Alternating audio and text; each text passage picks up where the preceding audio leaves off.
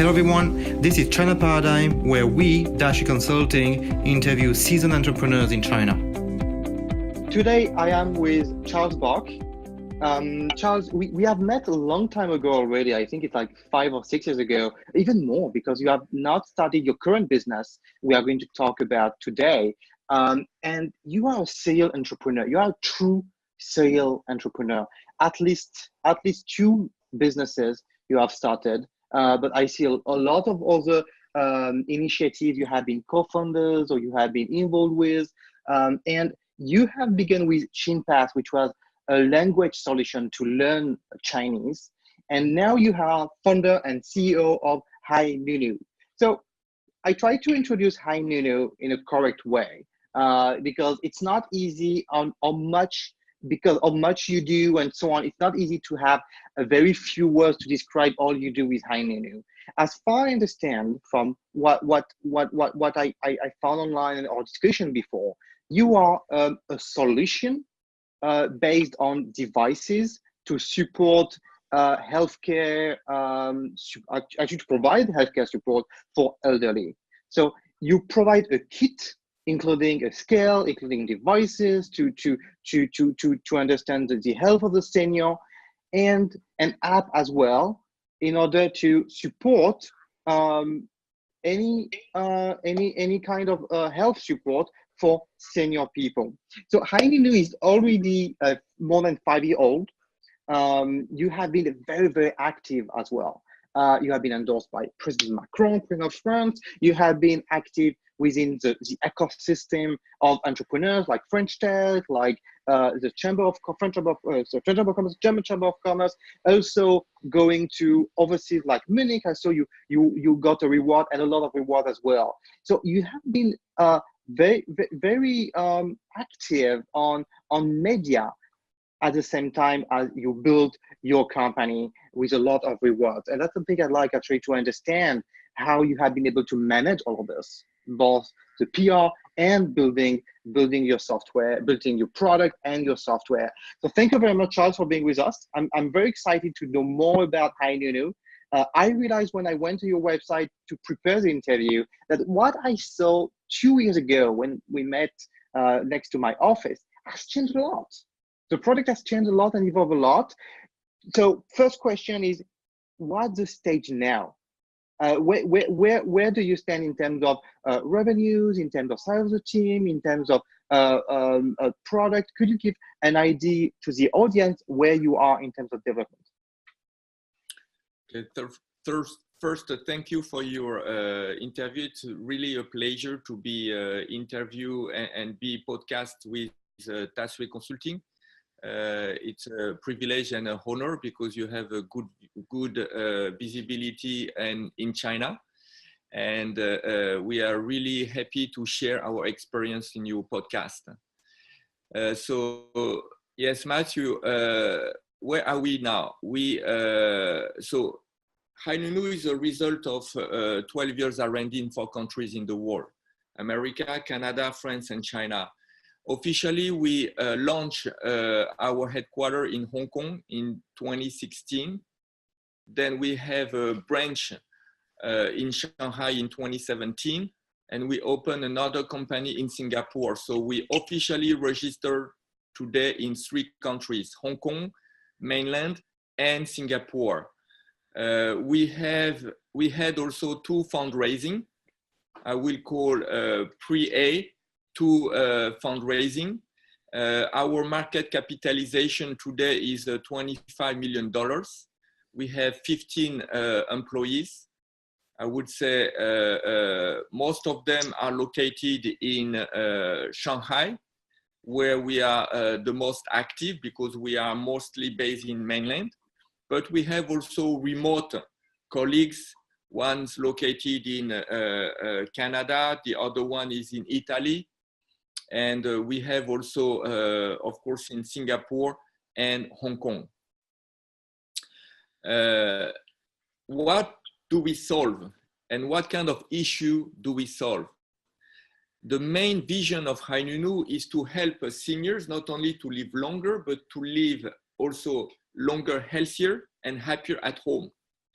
and also to bring the peace of mind to the children who live far away from them. And it started with my own issue. You said I'm a serial entrepreneur, and when I look at the basics of my companies that I founded, it was always based on the problem solving that I had to face personally. So HiNounou, 6 years ago, I'm living in China, as you know, for more than 10 years now. I was calling my mom, who is a retired doctor, living alone because my father passed away. So she's living far away from me in another country. And then when I call her and I say, hey, mom, how are you doing? She said, yes, I'm fine, no problem, don't worry. But then my older brother called me and said, no, she's not fine. She fell down and she went to hospital. And then I realized I had the shock because I realized, wow, I don't have any visibility of her health at home. And I realized, how is it possible? Then the pain that I had is, how is it possible to take care of our elderly parents when we are not living close to them as an expat worker living in Shanghai? And the second question was, what will be the next call? Because our loving parents, they don't want to give us any burden. So they will not give the reality of their health. But when in the future we're gonna have the visibility, will be almost too late. And then we have to rush like a fireman and to see that what we can do, but it will be too late. And I didn't want to be at that stage because I had to face this situation myself first, like 2013. And I didn't want to get another bad experience. And when I was thinking of my situation, I was thinking, hey, by the way, I'm not alone. I mean, in China, we have more than 1 million expat workers like you and me. And when we think even deeper, Shanghai, where we live, we have half of the people living in Shanghai are not from Shanghai. They're immigrant people, mostly from different provinces of China. So if you think around 25 million Shanghainese, it's a big number because it gives us like more than 12 million people coming from other cities. You think of Beijing is almost the same. And you think of Shenzhen is 100% coming from outside. So when we think of this issue of seniors in China, when we think macro, we have around now 200 million seniors over 60 years old. And when we look at those numbers, we think that it's very predictable because 30 years from now in 2050, those 200 million will become 500,000. And I know that you know very well those numbers because Tashui Consulting, you already had this wonderful research paper on the aging and the problem that we solve in China. And when we look at those numbers, the most I think scary fact is not only that we will have a growing numbers of elderlies that will become half of the population within 30 years, but also that most of them already today, among the 200 million living alone, like 60% live alone. So when we are not Chinese, we think, yeah, Chinese family are really like Asian family, really close bondage and they live together, which is true. But due to the new lifestyle and urban migration, most of the unique child, when in different city, not only to study, but to get a work. And so the matter of fact is today, most of them live alone. We call them, in Chinese, we call that empty nest family. And the big question is, how is it possible to take care of them when we are not close to them? And when now we think of the solution, in China, today, there is already a lack of 10 million professional caregivers. As you already know, the aging care is not mature at all. We are in infancy in China. For one major reason is this this entire senior care is not like aligned with the Chinese way of thinking of the family, like culture.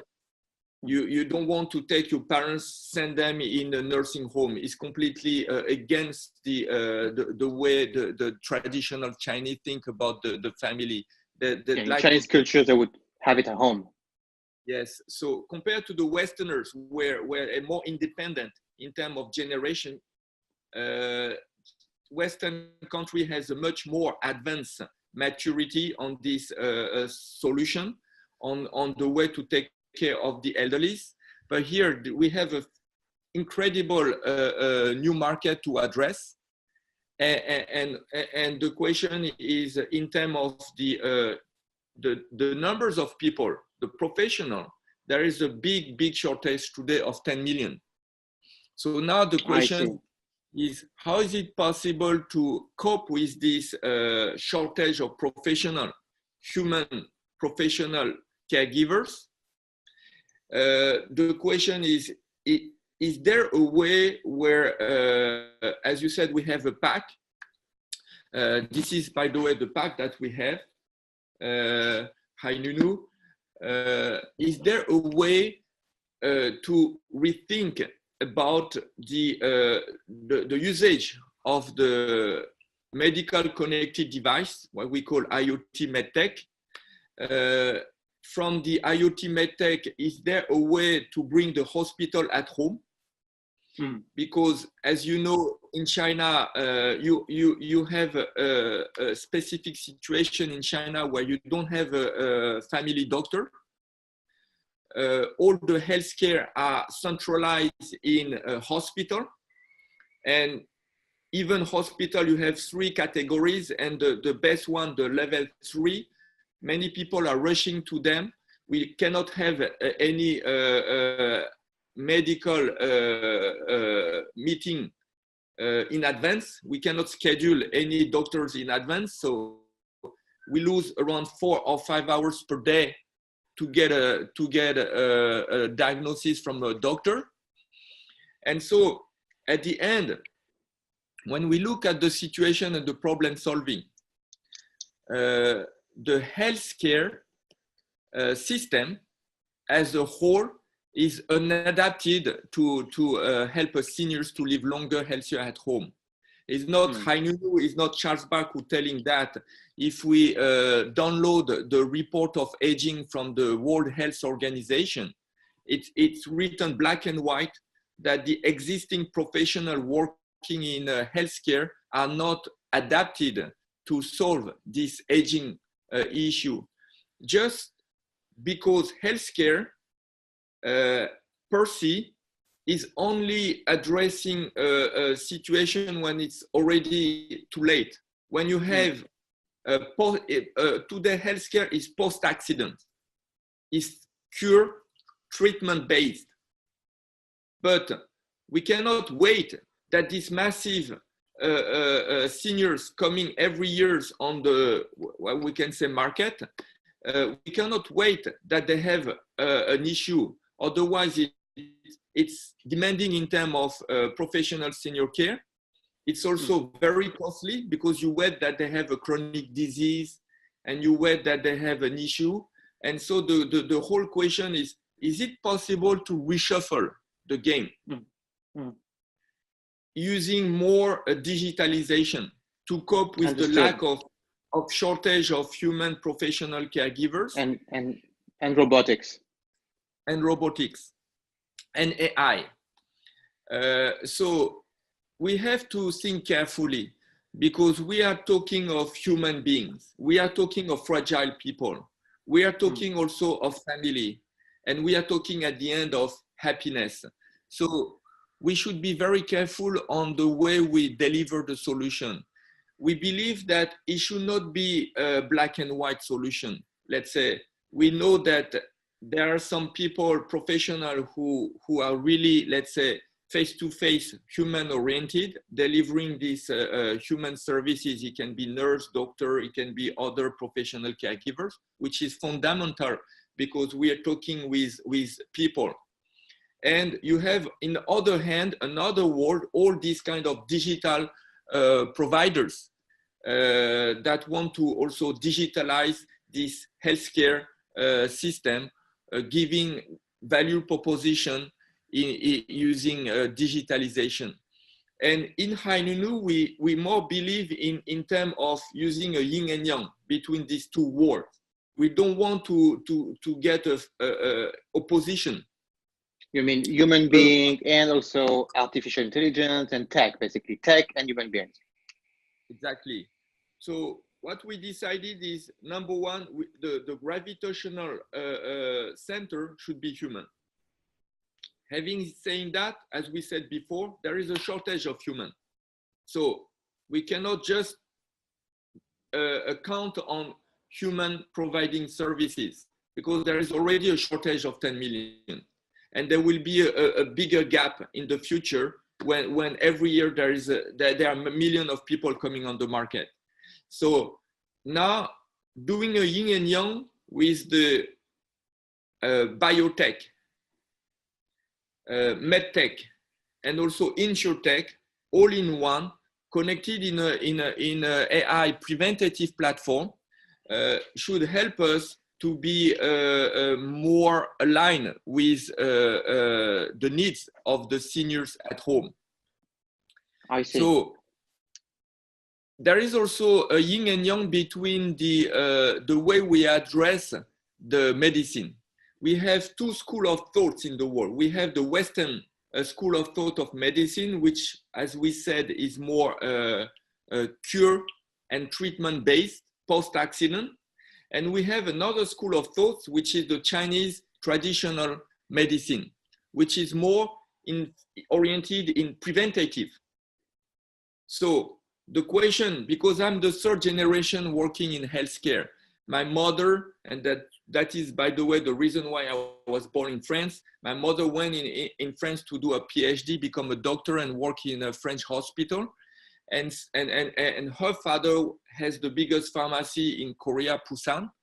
So the thing is, I was from my childhood in between this kind of yin and yang, Western medicine in France, with this family background, sort of this kind of Chinese traditional way of thinking in terms of the preventative. I understand.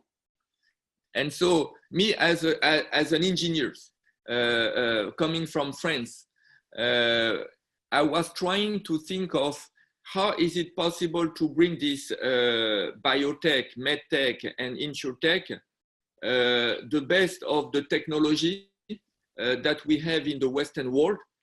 How is it possible to combine all of them in more Chinese traditional way, in preventative? Because as we learn on the report delivered by the World Health Organization, I was very surprised to learn that 60% of the chronic diseases and 40% of the cancer can be preventable if we trigger the risk factors. And when we look at the chronic diseases and cancer, what are the main risk factors? It's very simple. It's about our lifestyle, nutrition, fitness, and sleeping habits. And most of the chronic diseases, including, for example, diabetes type 2, it's just because we eat too much and too over-calorie. And if we think of the fitness, we are not doing as much as fitness as we should do, like a few thousand steps a day, whatever, like in the past, when a society were much more in agricultural mode, we're more physical. But today we are more white collars and we don't practice that much kind of fitness. And so all those variables bring more and more chronic diseases that can be preventable. So the question, having said that, is how can we have this data? How is it possible to collect as much as possible data that will give us a visibility of what's happened of our fragile parents, our seniors, when we are not living with them. I see. Before we go more in depth into the solution, I'd like to go back on what you said about the size of the business and what you are already doing. You said a value of 25 million US, but to produce what you do, which is IoT, so it's linked to devices, it requires money. How much money did you raise? I raised so far more than million, of course. I cannot go US. I cannot go too much on the details, sorry, Matthew, because we are now currently on the third round of investment. So our lawyer asked us to be kind of cautious because we are under due diligence. But I would say, of course, more than one, less than five. Yes, exactly. Okay. It came first from the benefit that I had from my first company that you know, Pass. I see. So invested yourself. It was not external rounds of investment. Yeah. At the beginning, most of the investment was personal. Okay. And then at a certain extent, when I didn't have that much resources, I need to go myself to chase some investments. And so we got 2 rounds so far. When we prepared the interview just before, you talked about some sales volume. Would you be able to share with the audience where you are in terms of development and sales volume, types of contracts you have, types of way of selling actually? Can we buy HiNounou online? Is it more for hospitals? Is it more for insurance companies? Could you elaborate a bit more and give a sense of volume, what an idea of what's going on? So officially we launched last year. Last year, after all those years of preparation, we launched last year in China. When you say officially, what does it mean? You ship the product, or does it mean that you were able to have a prototype? What does it mean? I mean, officially, we were able to sell, to deliver the product. To release our pack in the market. It was last year we signed a first deal in B2B because our business model is B2B, not B2C. Yes. So who are the Bs? The B who distribute that are either, let's say, insurance or healthcare players, or it can be also, that's what we have currently, like telco companies. But let's say, come up to your question. Last year, we signed a deal of supplying 3,000 of that pack for a turnover 3,000 of this pack for a turnover of 21 million renminbi, which give us kind of around $2.53 million. And currently this year, we have more deal flow on our pipelines, not only in China, but also different countries, Southeast Asia, and also even Europe in Poland. And we have a multi-million dollars deal flow currently for our packs. And we have around more than today 100,000 orders of our packs. Okay, interesting, because we are talking about real business here with about, like, a contract of 21 million RMB. You have to supply, you have to send the product, you have to offer the maintenance, you have to sell and so on, because a lot of things are going on after you sell in the maintenance, the apps, the devices and so on. So it's about 70 RMB per kit. It seems very inexpensive, right? And my calculation is correct, right? 70 RMB, 3,000 kits, 21 million RMB. So it's about 70 RMB per kit. 7,000 RMB. 7,000. Oh, sorry, 7,000. Yeah, sorry. Yeah, I missed a couple of zeros. 7,000. So I understand now better why you can put a scale, a phone inside with 7,000. I see. I see. Yeah. And once you... Yeah. In the pack, what we have is very simple. We said we have 3 different components inside. We have number 1, the evaluation of the top 10 risks of the seniors based on the World Health Organization data. So we have a DNA test pack here. This is DIY at home. We collect here from this the saliva, right? Here, you put that on the container, and you put that here. You ship to us, and then after we get a report of the top 10 risks of the seniors based on number 1, cardiovascular disease, diabetics type 2, Alzheimer, and Parkinson. Once we got the evaluation of the top 10 risks, then we go to the mobile connected device with healthcare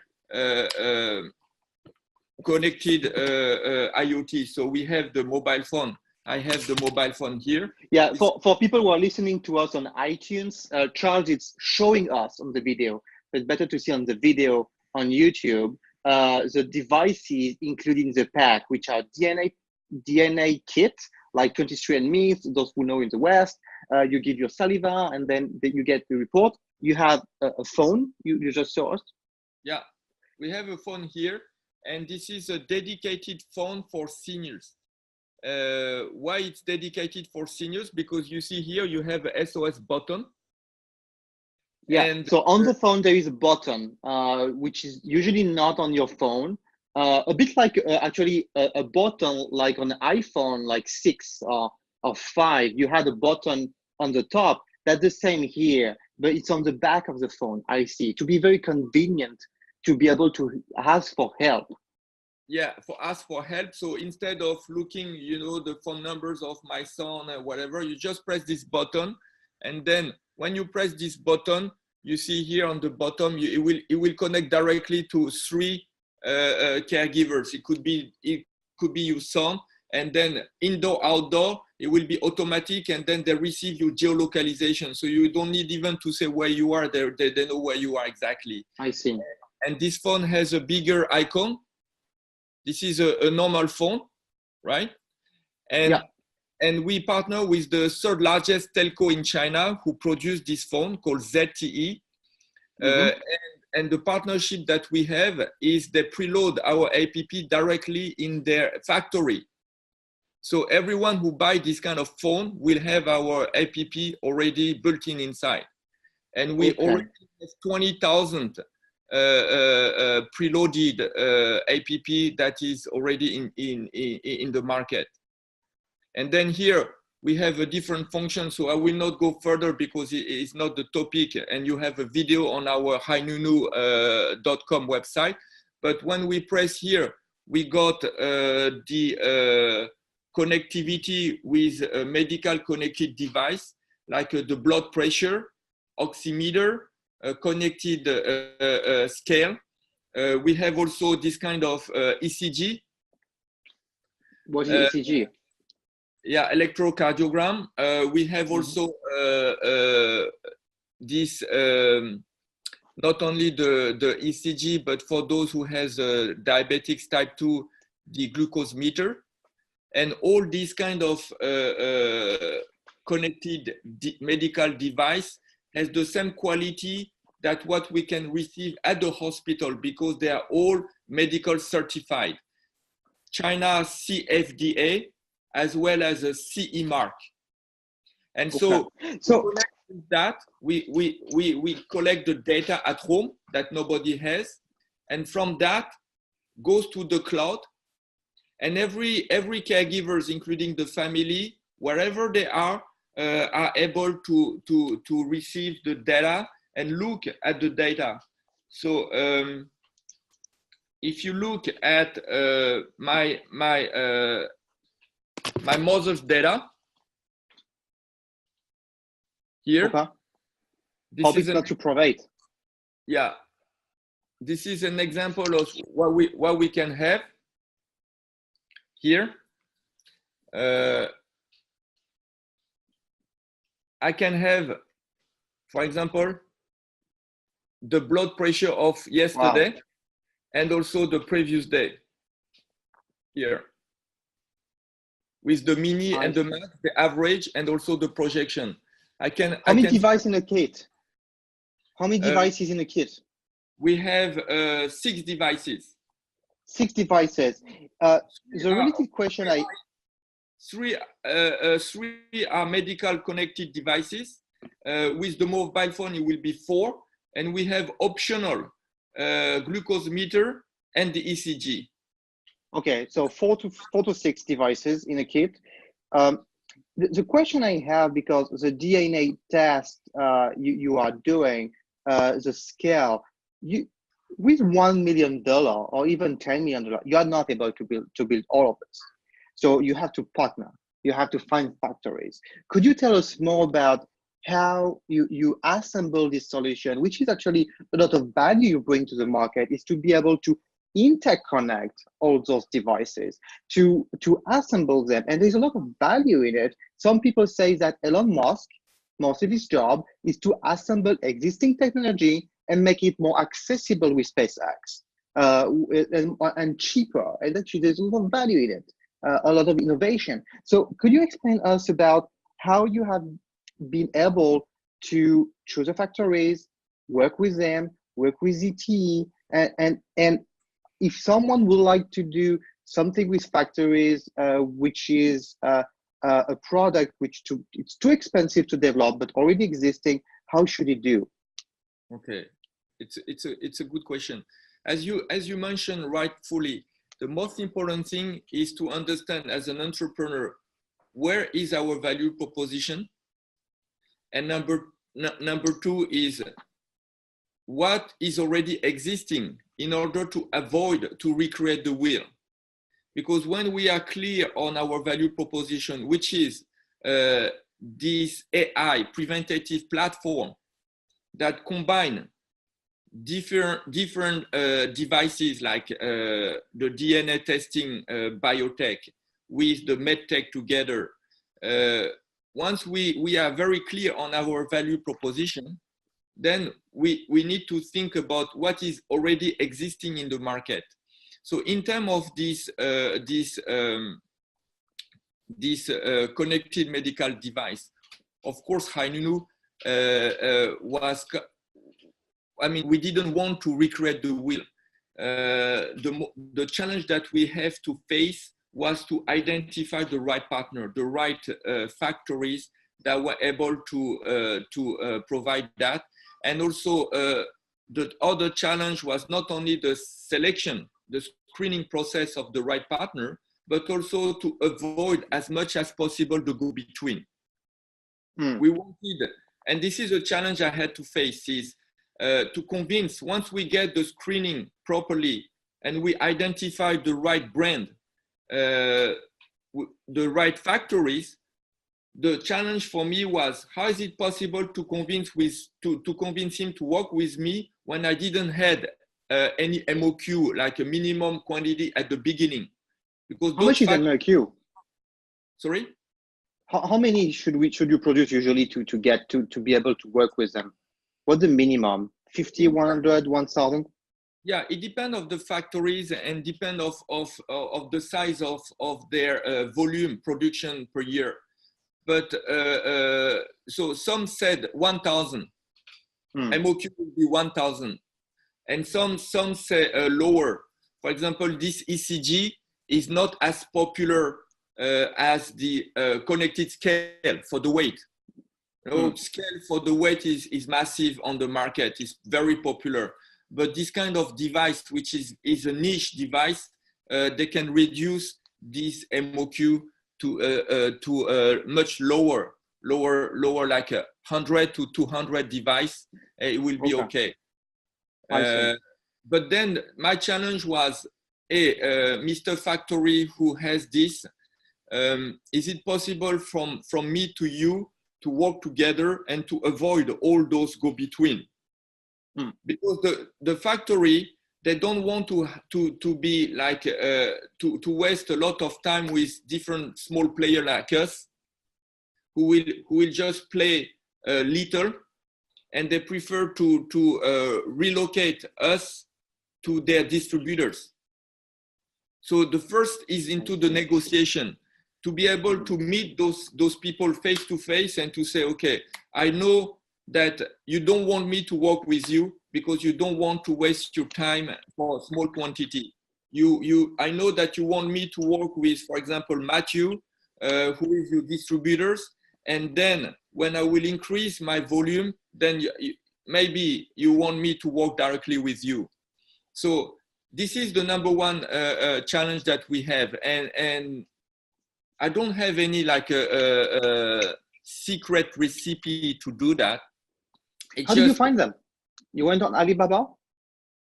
So Alibaba was one of the source, but the problem that I had in Alibaba is many are cheating, in a sense that they pretend to be the factory. Yeah. And you think that you're talking with the direct, factory, where is not the factory, is a distributor who pretend that he's a factory to attract more people. So Alibaba, we found by experience that it can be a good way to screen, but a lot of time wasting, because at the end, it's just a phone call, and we have to rely on what they said, which not always the truth. And then how to do? We need to go then on the ground. So the number two solution was to go to the biggest event where all those makers are exhibiting their product. And one of the biggest, and that is advice that I give to your audience, is to go to CMEF, China Medical Equipment Fair, CMEF. Okay. On Google. And in Shanghai, we have those exhibitors. We went there and we spent, it's so massive. It's so massive. We spent a few days there. And we went booth by booth, and we had only two questions to ask them. Number one, are you FDA approved? CFDA, because we are in China. Are you CFDA approved? And number two is, are you connected? Because many of them are not connected devices. So what is your technology behind that? So if we ask with the first screening of the first question, are you FDA approved? You can remove around 90 to 95% of them. Wow. It took just 5 to 10 seconds, because it's so massive. FDA is American, right? And CFDA is China. Yes, exactly. Okay. And so we then focus on the only one who has this certification, medical certification. Because if we want to be professional and collect the data, all those professional caregivers, doctors, insurance, whatever, they will say, how far can I believe those numbers? I see. And so we have to be straight, and we need to be professional, saying that, okay, all those equipment are FDA, or even better, the second question, are you CE mark? CE FDA, like European FDA. Okay. Okay. And then it will help us, because on our prospection, we were thinking also, of course, to move in Europe. I see. So then once we selected those exhibitors, they were matching our criteria. Then we have to visit them on the factories. Most of them are located in Shenzhen, South China area, where you find a lot of production there. And then we visited one by one, then talked to them, engage them on our dream. And the challenge we have to face, remember, the challenge is how can we convince them to work with a small potato like us, was only to drive them on our dream. I'm checking online. I'm sorry to interrupt, but I was checking online CMEF. CMEF is not only in Shanghai, right? It's in Beijing and a bit everywhere in the world. Yeah, exactly. And so the reason why they accepted to work with us is because of our dream. Our dream is to make a better society. Did you speak in Chinese to them? Yes. You were speaking yourself in Chinese. So do you think it was a game changer? Yes, definitely. Yeah. Okay. I think there is because speaking in China, sorry, is the best way to touch their heart and their emotion. I think that's what an asset you had. It was to be able to speak Chinese. A lot of foreigners cannot do that. And when they go to China, they cannot to produce, actually go to Shenzhen, as you mentioned, they are not able to communicate in Chinese. That's the first thing. You say selling the dream, but at the end of the day, they have the P&L and they need to be careful on the cost.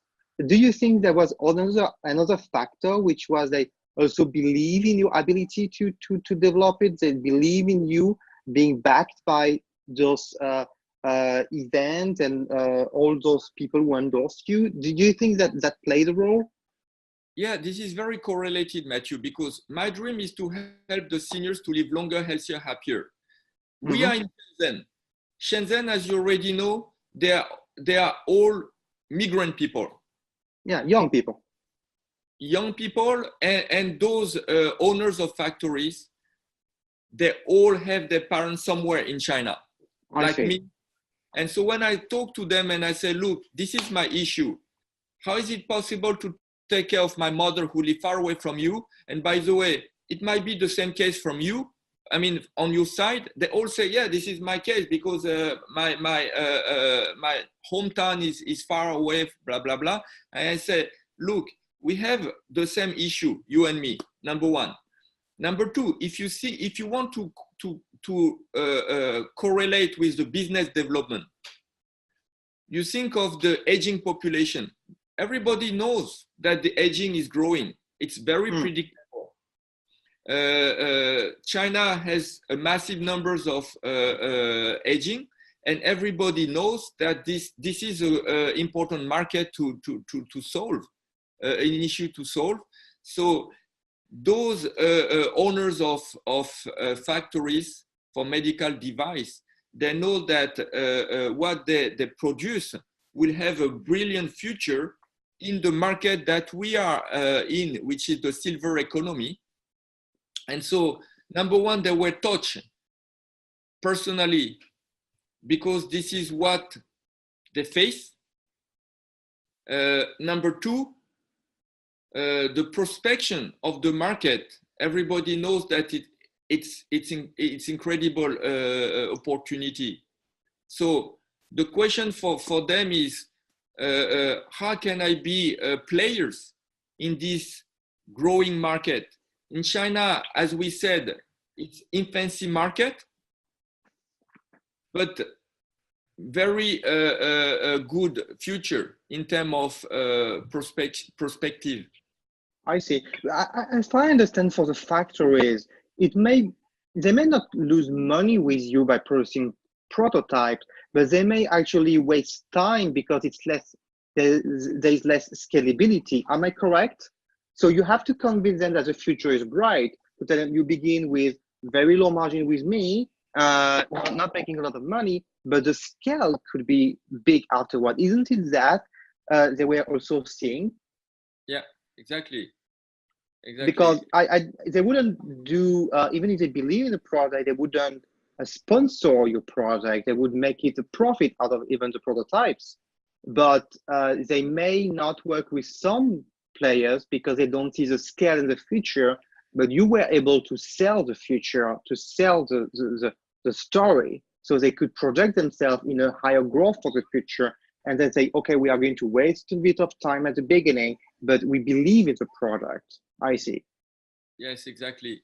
And also, I want to relate that to the first introduction at the beginning. You say we were involved in many contests. Yes. Everywhere, including China and everywhere in the world. And this is also part of the story that helps us to convince them. Because the question is, why do we need to go to those contests? And yeah. is it useful as an entrepreneur living in China? Why do we need to go everywhere like that? If you look at HiNounou and you go on our muse and you look at our milestones, you will see a lot of contests. And I want to also to explain why. And this is also kind of stories that help us to convince at the end those very huge partners to work with us. The big dilemma that I have, think of HiNounou. We are not like Omron. We are not like Medtronic. We are not like Philips MedTech. We don't have any branding equity on the market. We have a big ambition to help the seniors to live longer, healthier, happier at home. We want to be the game changer in the world. I want the people to think of, when they think of senior home care, I want them to think of HiNounou, like you said Tesla. Every people think of Tesla when they think of electric vehicle. Having said that, I'm still a little potatoes. And the dilemma that I face as an entrepreneur is our core business, as you understood, is all big data. The more we can collect using those tools, all the data that we collect here on our platform, the more valuable will be our company HiNounou. And when we think of the big data, the dilemma is, how is it possible that a newcomers like HiNounou engaged as many as possible A-level partner, A-class partner that have a big customer base in order to collect a big data when we are a small potato. There is a dilemma because the small potato will remain small and cannot collect a lot of big data and will remain small and then die at the end. So when I look also in our resources, financial resources, we need to market. We need to build our brand equity in order for the other partner to work with us. Yes. And convinced that we are the right partner, even we are small. The only way to achieve those branding equity was to go or to apply on those international contests or national contests. This is for me the best way to have a visibility and for free. I have a very practical question. When you went to the factory, in order to showcase everything you did in terms of branding, in terms of contests and so on, did you go with a PPT? Did you go with a video? You were showing the PPT and the video, or you was only speaking with them? What support did you have? You have a brochure? How did you materialize this? What was your tactics? Could you go a bit more in detail? We understand setting the dream, setting the future, setting the scale, the scalability. But then during the meeting, what did you have? It's important to have at least a prototype, working prototype. Oh, you had a prototype, even when you are talking with the factory to build actually your product. I see. Yes, we had a working prototype, and we just not come with a PPT because those guys are really down to earth. And okay. We cannot come with kind of ideation. I don't think in our case anyway, it will not work. It's just kind of ideation with PPT. Those guys are really. What is the prototype? What is the prototype then? If it's not a factory, who made it? We made it with our team. We made it with our team, and we had also a chance to partner with our engineering school. Like here in Shanghai, one of the fantastic engineering school that we partner is, by the way, the school where I was educated in France, like UTC, University Technology of Compiègne. So this university help you to do, I mean, with students, help you Yes. to build a prototype. That's very interesting, because in my mind, those projects from university, most of the time don't work because the students are not involved enough, the companies are not involved enough. But here, you are a case where it worked actually to partner with students and universities. Yes, yes, it's fantastic success story. I'm very thankful for those academia, the professors, also those dean and the university. One of them is help us wonderfully. Is called UTCEUS. By the way, if you go to my website, you will see them. Is the partnership with 3 engineering school in France, and they partner with Shanghai University, the engineering school of Shanghai University, UTCEUS.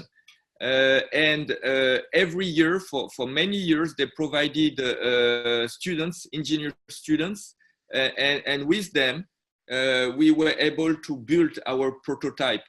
We also partner with École de Design de Nantes, EDNA, who has also a program in Shanghai. And when you look at those design, we had up to 10 students working in our UI and UX on our design, even the product design. We had also a business school. You said we are involved in business schools. And we had a major business school were helping us, like HEC. It's kind of give and take. As you said, I'm lecturer in the innovation and entrepreneurship major with few of them. And in exchange, they also provide their resources as much as they can.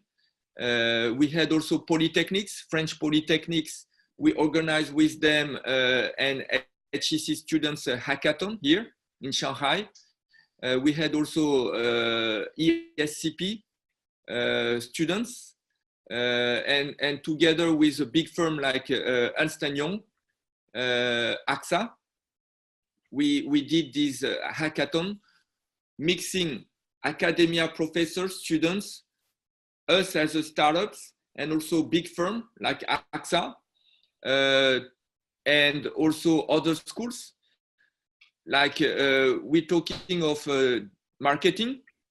We are not professional in marketing, so you have another school called MBA DMB.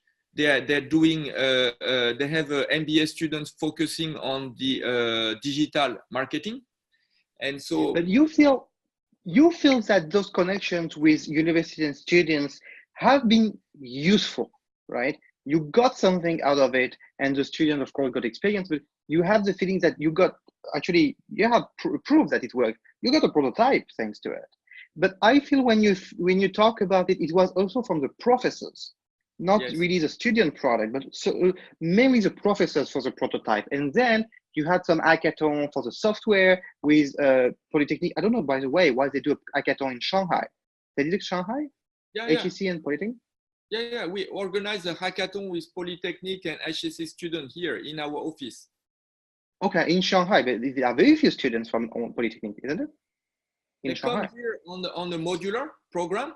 Okay, they come here modular program, and then professors were contacting us to see, because they heard about the innovation of HiNounou, and those professors are really keen to bring their students in the most innovative, companies, visit the big one like Alibaba, whatever, but also they want the students to be grounded with startups, with entrepreneurs, and to see, what is the life of French entrepreneur living in China. And so thanks to our innovation, we had a lot of demands from those brilliant professors wanted to bring their students in our office. And so the way to handle that was, okay, we don't want to deliver this kind of boring PPT to you smart students. And the best way to understand what's going on in China is to organize a hackathon.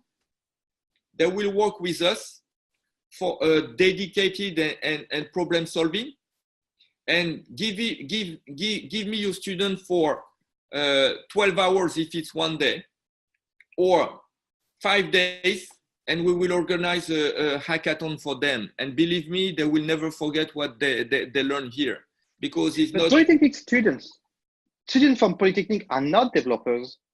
How can they do an hackathon? Yeah, so polytechnics are engineers. Yeah. And HEC are business schools. So we give them topics that match their skills. So because we are in ICO, we are raising funds from our blockchain and developing this fundraising with ICO, initial coin offering. The hackathon that we delivered to Polytechnics and HEC was what are the do and the don't to market ICO. Okay. And there was much more financial related than engineering, product development. I see. So it was not really a hackathon, right? It was not really a hackathon to code. It was a hackathon to find a solution to a challenge.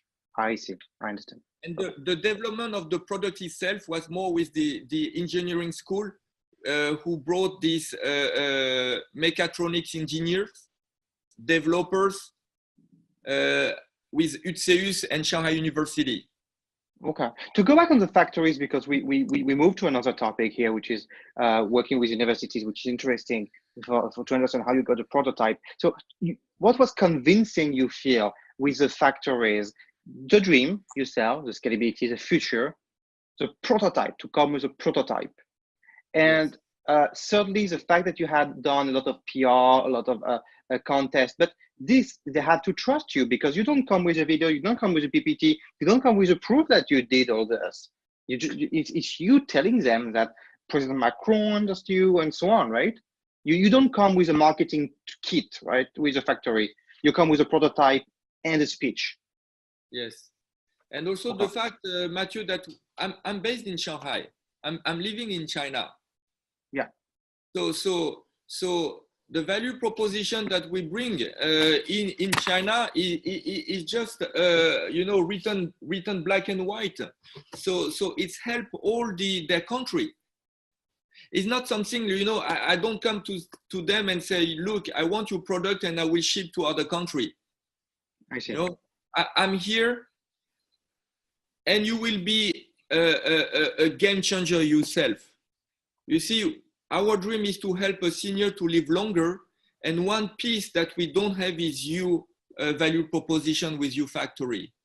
And if you look at this story, you are a wonderful players that I need to make this story true.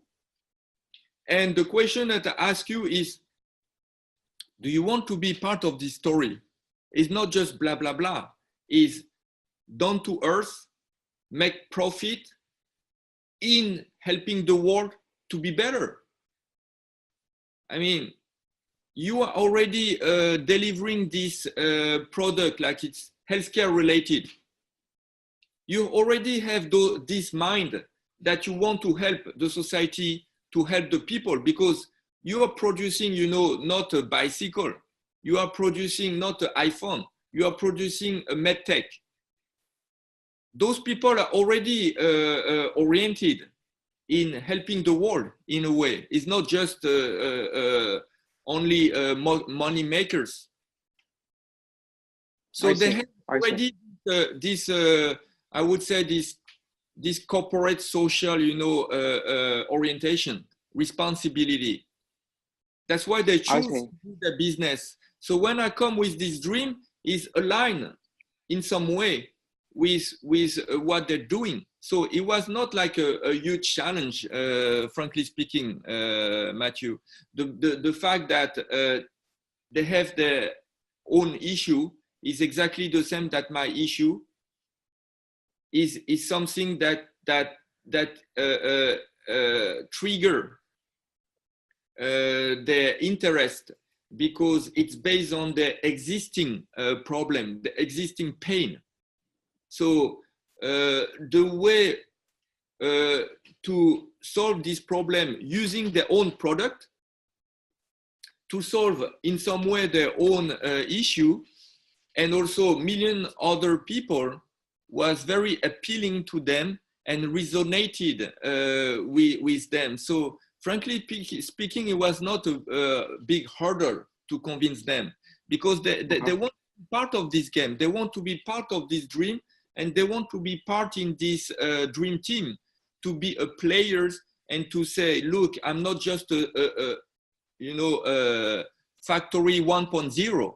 I'm a factory 4.0, walking in the future and making a better life for myself. Because within 30 years from now on, I will be the one who will need those services. And the best way to prepare this future is to do it now. Yeah, it can be a very complex solution to provide healthcare support or prevention, as you said, for elderly. We talk in business and in everything which is tech related. We talk about MVP, minimum viable product. I believe you have thought a lot about how to enter this market in a not too expensive way, because it's hardware and it's expensive, so you have to be careful, and still having your space in the market. Yeah. So what was your thinking, your process of thinking, analyzing of how to penetrate on the right segment? We understand the reason why you thought about this product. You have an experience, a personal experience. We understand the use, because the numbers also give you credit to say that that's going to be an issue. Elderly people are going to be more and more numerous. But then, as a small player, how did you position yourself? How did you think about the positioning?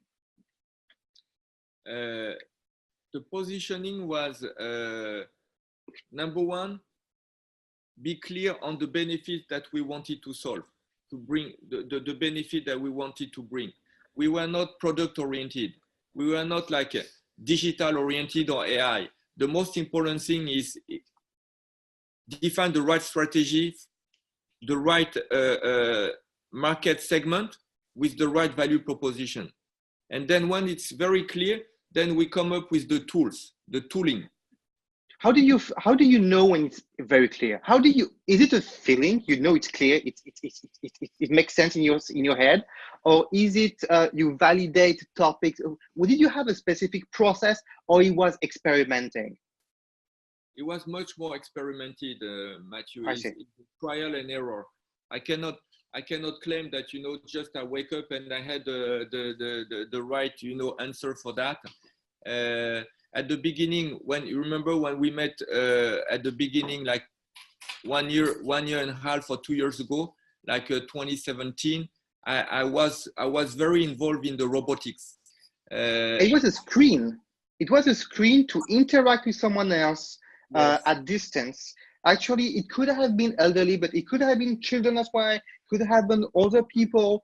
I feel it was much more about a screen on a robot, which could move and follow the other person you are talking to. Am I correct? Yes. We had this. My idea at that time was, I really believe in this companion service robotics, which is not in your pack now anymore, right? It's not in your kit anymore. Yeah, because we invested a lot to do the prototype, working prototype. It's also currently under patenting, like invention, disruptive innovation patenting in China. We have two patent under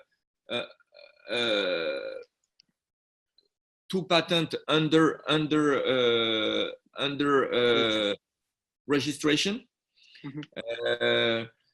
But I realized on launching that it was kind of crazy in terms of cost, burning my cash, and I realized that if we go on that way, we will die soon. So in terms of MVP, the minimum viable products, that's why we turn with this box and assemble different technologies aligning with the same value proposition, which is helping the seniors to live longer, healthier, happier, but reducing the scope and the ambition of the technology, downsizing from the robot, intelligent robot, down to assembly those elements in our pack. And then from that experience and this kind of, I would say, failure, but for me, there is no failure if there is a learning at the end. But let's say from this first experience and the fact that it will be deadly if we continue on that way, we reduce our ambition with a minimum viable product based on that. And then we shift the strategy into, let's go to the market, build the branding equity, earn some money, be the first mover. And from this revenue and also the branding equity, we will gain some more traction from the investor side. And from that, from the new money that we can raise, we will be able to go back to the previous intelligent robot, HiNounou, and then be able to market that. So first is to launch that, and then after gaining some more traction and more money from the market, then we will be able to deliver on the second phase, the robot that will replace the mobile phone. I see, which is a typical tactic for entrepreneurs. I mean, Jeff Bezos beginning with books on Amazon, where he had a much bigger vision from day one, which was to set everything on Amazon and the future of data and so on. I'm pretty sure he had a lot of the things in mind, but he began with books, and the same with Elon Musk, when begin with actually publishing on the internet, disrupting the publishing industry in order to build something which was very much larger in the future. So I understand now. You begin with this MVP, but it is to finance actually in the future patents, prototype tape of your own hardware. You had begun with, but it was too hard to sustain. So you find another way to enter the market. It's successful because you already have orders in B2B and done and in the pipeline. I understand, and you have one foot in the market. You talked on your website about Ping An, AXA. I recently talked with someone who used to be at Carrefour, and he told me a very interesting story that Carrefour actually never partnered with Tencent.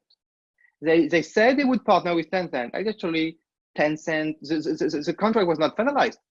They spoke too early. And that's the thing, when I see those big names, Ping An, AXA, or other names, how do you partner with them? How do you make it work? They are huge, they are big. You're a small player. Is it a contract and it's written and so on? Is it that you come into that pipeline in a process, so you are one of the partner, one of the client? How do you make sure that you are really taken care by them? Okay. This is signed contract, to answer your question. Okay. All our partners that you see on our website are signed contract. The question is, how can we trigger the interest to partner with us? Exactly. So that is the key dilemma. I would say that number one is based on the human, on those sides. I had the great privilege to meet these visionary leaders on those organizations like Bayer. The chairman of Bayer, Selina Chu, in AXA was the founder of AXA Lab, Frank Devigne. And those fantastic C-level players were not only visionary on the new business solution, but also wanted to match the existing,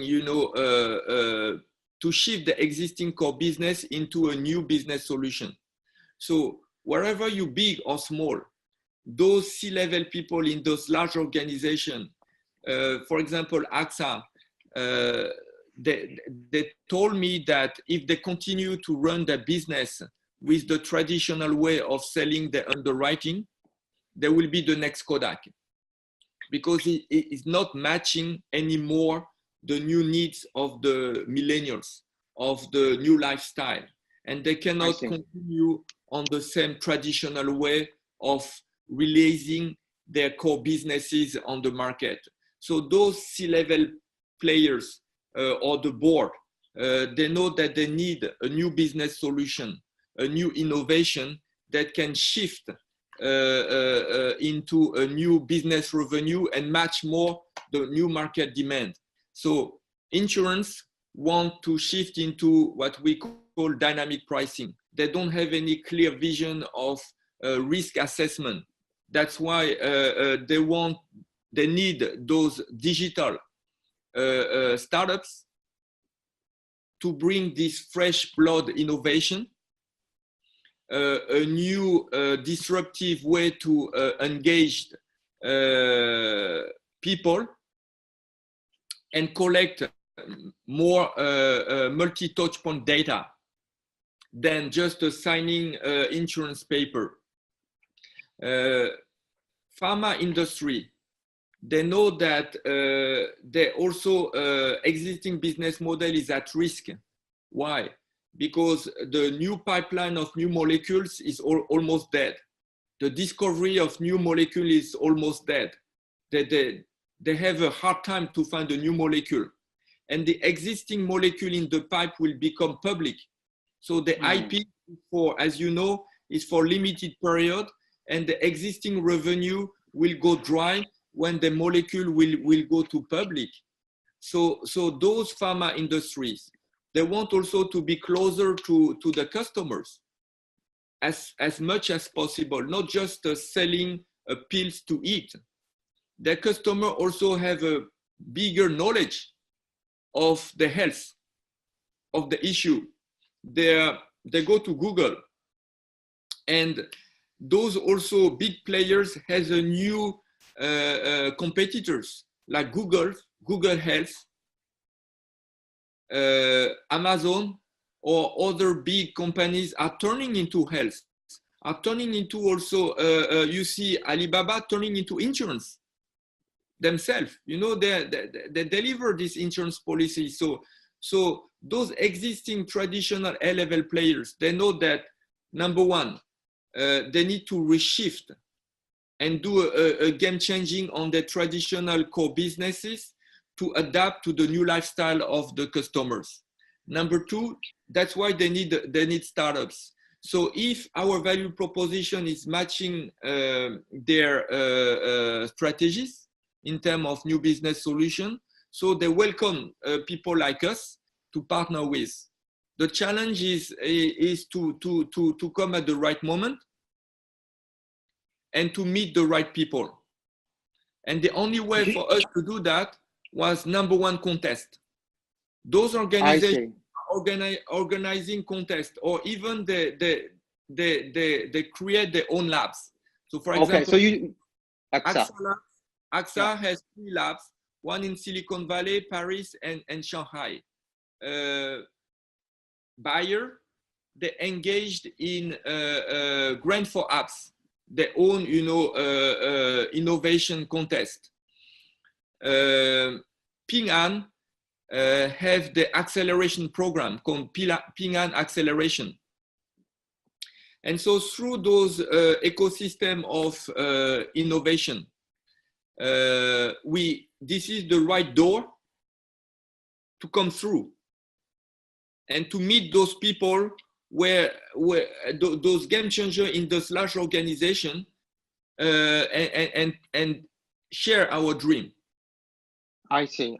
So it was not like contacting them directly on LinkedIn or whatever. The contests were the key to the access to them, right?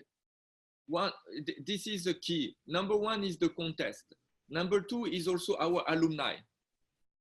Before we were talking of the partners from our engineering school, our business school. And this is also something we need to leverage.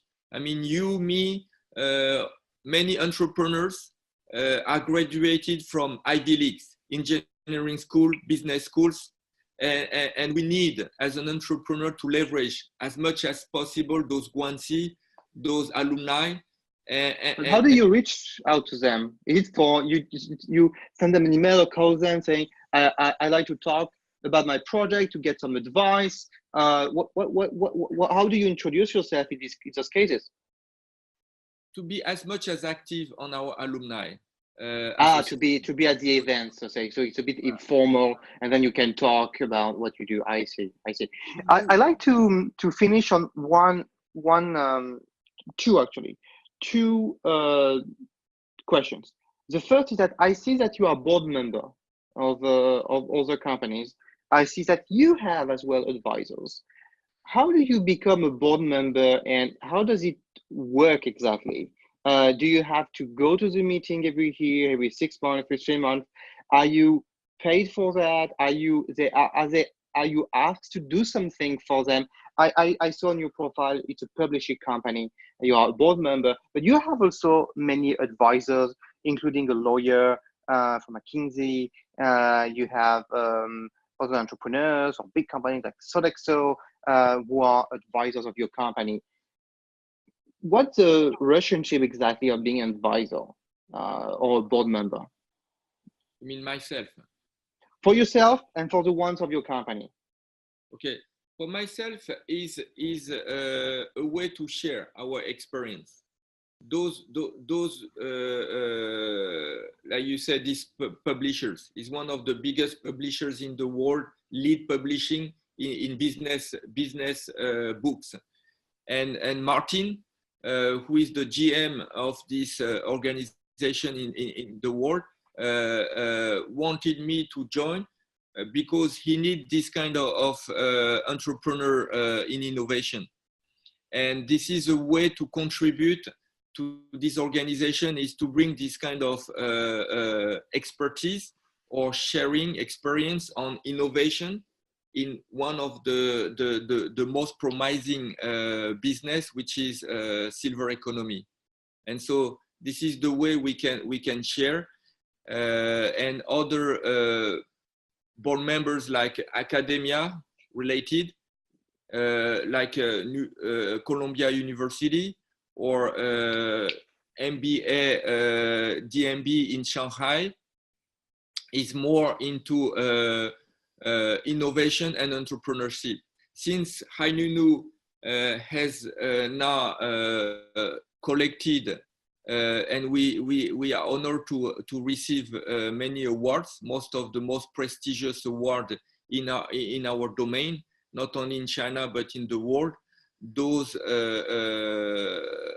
organizations would like us also to be part of the board, to be able to share our experience in innovation as well as entrepreneurship, because in those Ivy League university, they're also very concerned in teaching this innovation and entrepreneurship.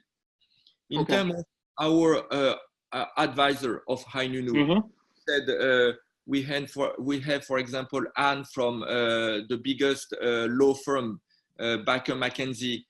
We have also Sodexo with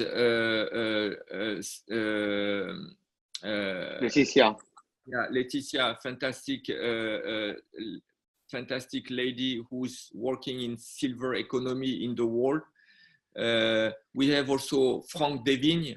We have also two fantastic entrepreneurs, Yas and Alex, who are, by the way, our second investors. We have also a banker, Philippe from BNP Paribas. And we have also, important is Professor Theodore Zeldin, who used to be the Dean of Oxford St. Anthony's and the President of Oxford Muse. He used to be my professor and mentor from 13 years now when I was in Oxford University. So the way to get those fantastic people on board in my dream team as an advisor was just because of my dream, not because of me. frankly speaking. So what do? You meet with them and you tell them over lunch, would you like to become my advisor? And they may say, so what do you expect from me, right? And what do you say in this case? What do you expect from them? As a lawyer, and do you expect her actually to advise you on legal issues? Do you expect your professor to advise you on specific topics? What do you expect from them? Expect them to bring their own expertise in their own domain that I don't have. They are more clever than me in what they're doing.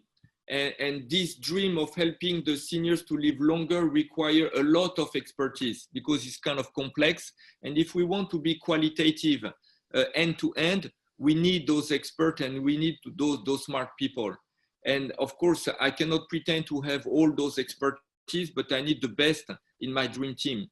So the way to engage them is you are not liars. You are not liars in what you're doing. Look at my dream. The problem solving that I'm solving for me might be also your problem. That's why you involve in whatever, your expertise. And I would like to have this dream team together to find a solution. In Chinese, we have a saying, say, 一个好汉三个帮. A hero is a product of 3 support, of 3 helpers. And could you be one of them? For the sake of bringing a better life to the seniors that we cherish. And by the way, you already in some way involved in bringing a better life with your existing core competencies, a better society, a better life. And so those visionary leaders and humanistic driven, not just making money for the sake of money, were very enthusiastic to be part of this adventure, because HiNounou is not about to deliver IoT for just IoTs, It just brings a better life. So those humanistic leader was all in. So what in terms of, because they are on your website, they have their names, they have a bit of their bio on the website. Do you offer some preferred shares as well? Is it more than the access, or it's purely the access and the fact that they want good to you that you can get? Yeah. Number one is not about money relationship. Okay, so no shares, no preferred shares, no investment from them. Okay. Number one, it was all about are you aligned with our humanistic dream? Yes, no. And by the way, if we talk at the beginning of shares, money, and everything, I would consider that we are not at the beginning from the beginning in the good track, because we are talking of startup. You are not talking of Microsoft. I'm not asking you to be board of Microsoft or Renault or whatever. It's just about are we fit together in this dream?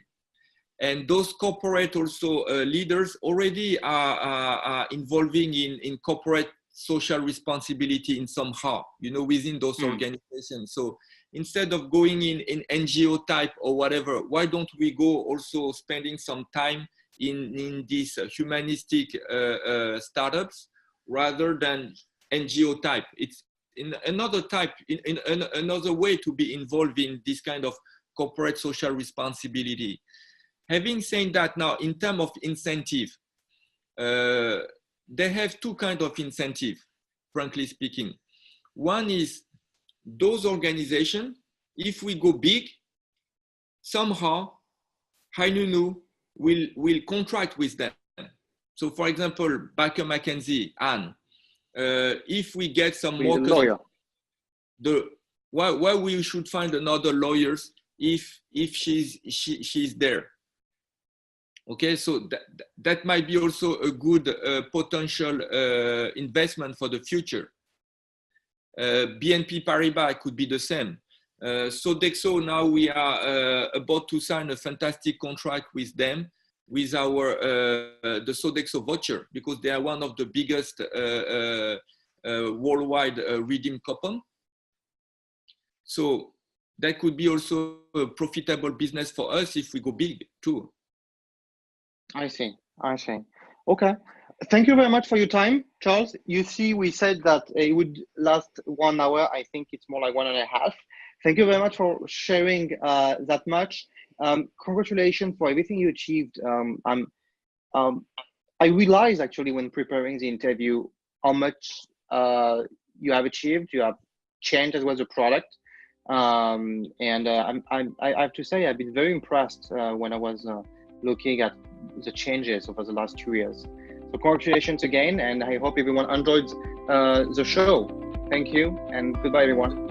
Thanks a lot for your podcast, and thanks also for my dream team and my partners.